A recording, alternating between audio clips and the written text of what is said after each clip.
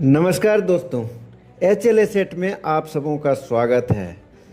दोस्तों, हर वेतन भोगी महीने की शुरुआत में जब सैलरी आती है सब कुछ ठीक लगता है, लेकिन महीने के अंत तक बैंक अकाउंट लगभग खाली हो जाता है।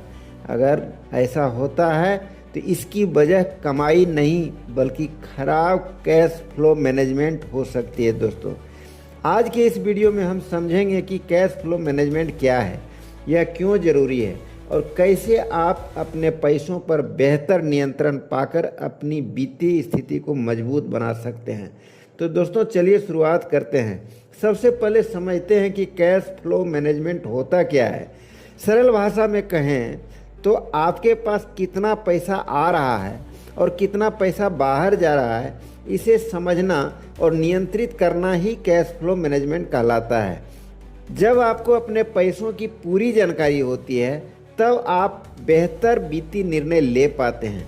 दोस्तों, कैश फ्लो मैनेजमेंट का पहला नियम है अपनी आय और खर्च को ट्रैक करना। बहुत से लोग मेहनत करके पैसा तो कमाते हैं, लेकिन यह नहीं जानते हैं कि उनका पैसा कहाँ खर्च हो रहा है। इसलिए हर महीने अपनी आय और खर्च का रिकॉर्ड रखना शुरू करें। आप मोबाइल ऐप, एक्सेल शीट या एक साधारण डायरी का भी उपयोग कर सकते हैं। दूसरा महत्वपूर्ण कदम है दोस्तों, खर्चों को अलग अलग श्रेणियों में बांटिए। अपने खर्चों को आवश्यक खर्च, बचत और निवेश तथा मनोरंजन और लाइफस्टाइल खर्चों में विभाजित कीजिए। इससे आपको पता चलेगा कि आपका पैसा सबसे ज़्यादा खर्च कहाँ हो रहा है। तीसरा नियम है दोस्तों, पहले खुद को भुगतान करें। ज़्यादातर लोग पहले खर्च करते हैं और जो बचता है उसे बचत कहते हैं, लेकिन आर्थिक रूप से सफल लोग पहले बचत और निवेश करते हैं, फिर बाकी पैसों से खर्च चलाते हैं। इसलिए सैलरी मिलते ही बचत की राशि अलग कर दें। चौथा कदम है दोस्तों, अनावश्यक खर्चों की पहचान कीजिए। कई बार छोटी छोटी आदतें जैसे बार बार ऑनलाइन ऑर्डर करना, ज़रूरत से ज़्यादा शॉपिंग करना या ऐसे सब्सक्रिप्शन लेना जिनका उपयोग नहीं हो रहा है, आपके बजट को नुकसान पहुंचाती है। इन खर्चों पर कंट्रोल रखें। पांचवा महत्वपूर्ण बिंदु है दोस्तों, हर महीने अपनी कैश फ्लो रिपोर्ट तैयार करना है। महीने के अंत में देखें कि कुल आय कितनी थी, कुल खर्च कितना हुआ और बचत कितनी हुई। इससे आपको अपनी वित्तीय प्रगति का स्पष्ट चित्र दिखाई देगा। छठा कदम दोस्तों, इमरजेंसी फंड बनाइए। जीवन में कभी भी मेडिकल इमरजेंसी, नौकरी का नुकसान या कोई अप्रत्याशित खर्च आ सकता है।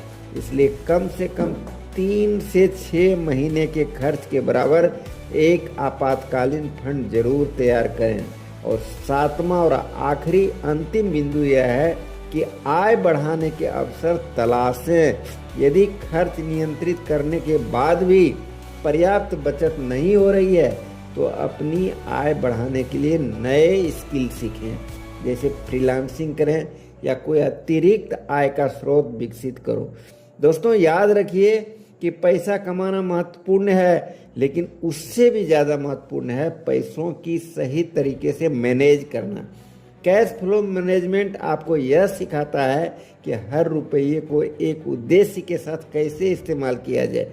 जब आप अपने पैसों की दिशा को नियंत्रित करना सीख जाते हैं तब वित्तीय तनाव कम होता है और धन निर्माण का रास्ता खुलता है।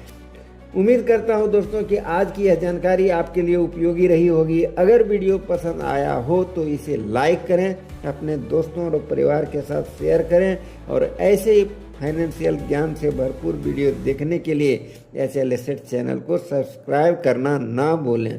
मिलते हैं फिर किसी नेक्स्ट वीडियो में, तब तक के लिए धन्यवाद दोस्तों।